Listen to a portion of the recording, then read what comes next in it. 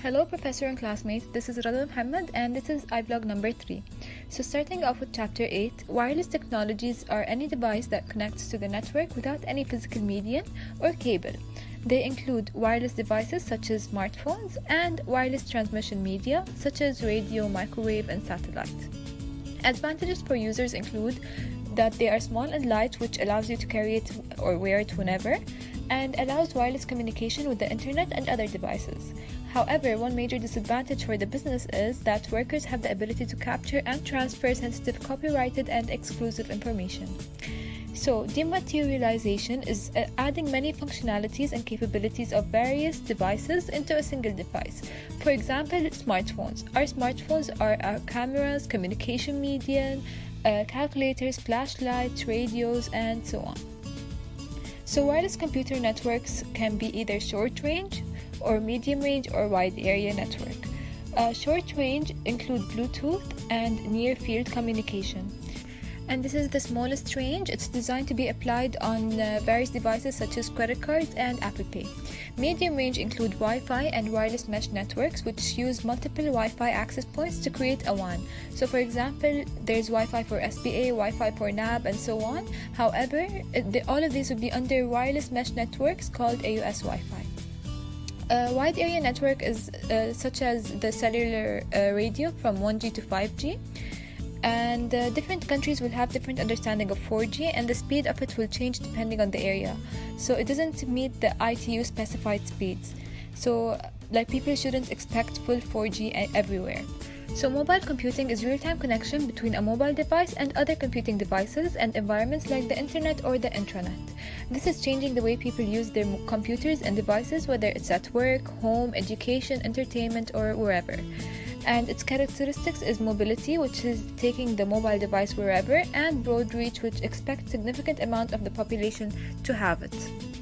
Mobility and broad reach created 5 valuable qualities and attributes. Ubiquity, so it's found everywhere, provide information and communication regardless of user's location. Convenience, useful, easy, more suitable. Instant connectivity, it connects to the internet instantly. Personalization and localization of products and services. For example, knowing the location of consumers help businesses advertise better. However, one concern with a wireless network is rogue access point, known as evil twin. It's basically an authorized access point that is linked or connected to a wireless network.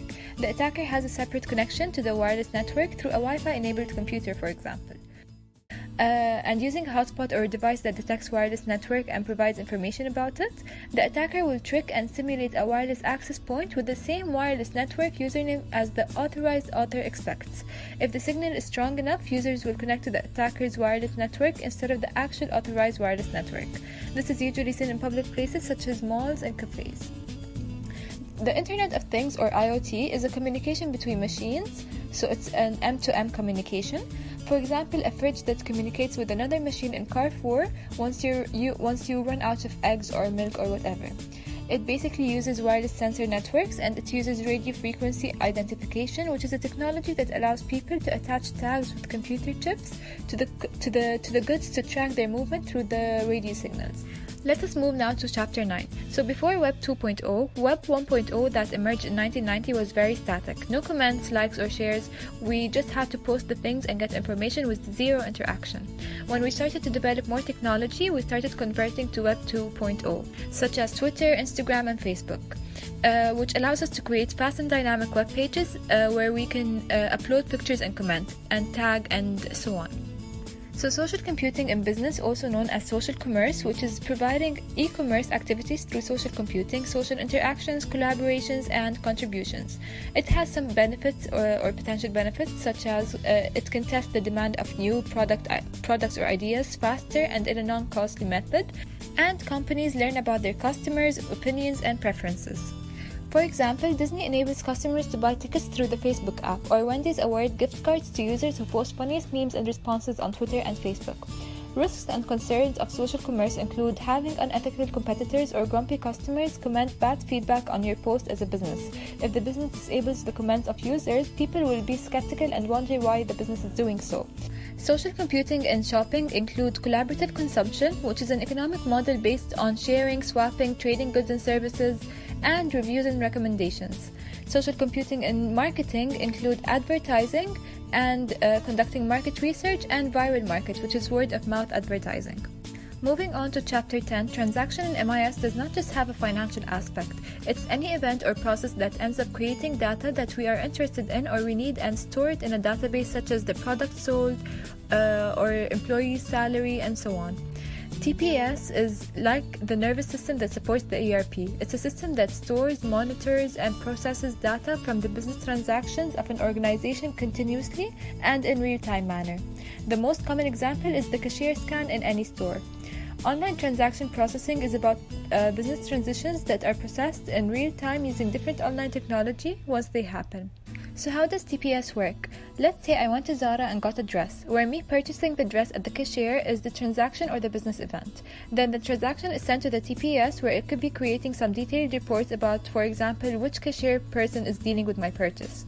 Or we can simply send the transaction data to the organization's database, where we have stored data from other systems, such as the FAIS and business intelligence and so on. Information system for accounting and finance is about appropriate management of financial assets and transactions within the organization, business processes, and activities. We use this to plan how we are acquiring and using our resources. It also manages our investments. This system also provides us with elements of control and auditing, where we control our finances and financial statements in an effective manner. Information system for production operations management has to follow closely what the production and operations are doing, which is different from a company to another.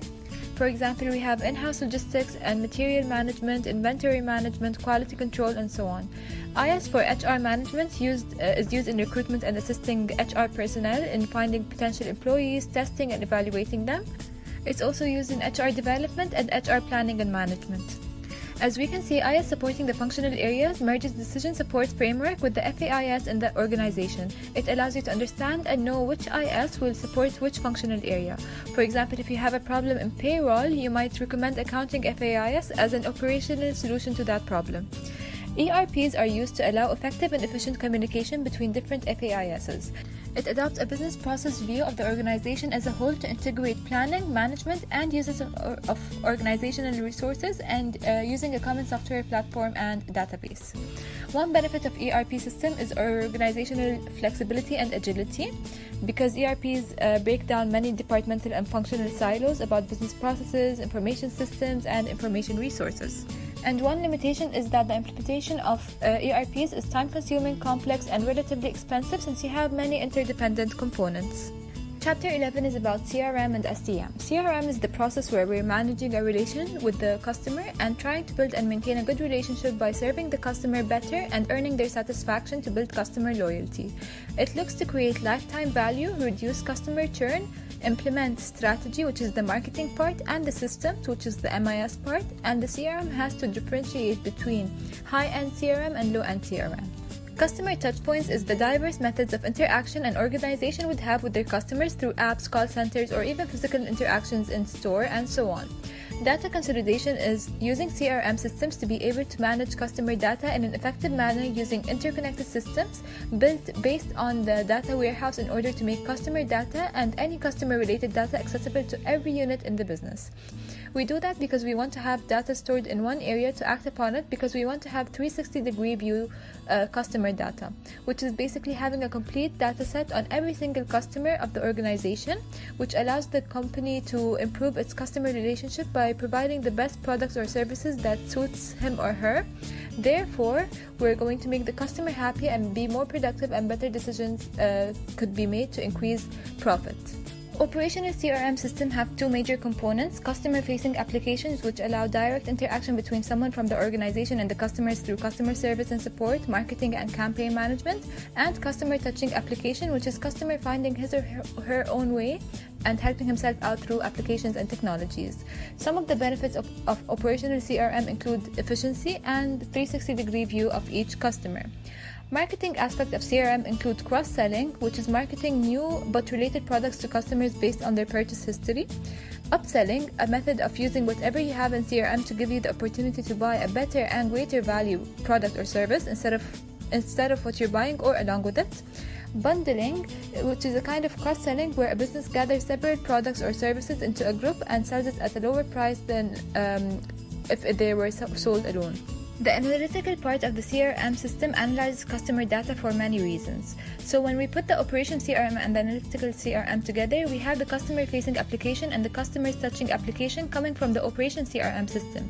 Both of those will be feeding some data into the analytical aspect of the CRM, where the data will be TLD'd into the customer data warehouse for it to be used in business analytical procedures such as BI or OLAP. The structure of the supply chain is made up of 3 segments: upstream, which is sourcing procurement from external suppliers take place; internal, which is packaging, assembling, and manufacturing take place; and downstream, which is distribution stage, usually by external distributors. Thank you for listening.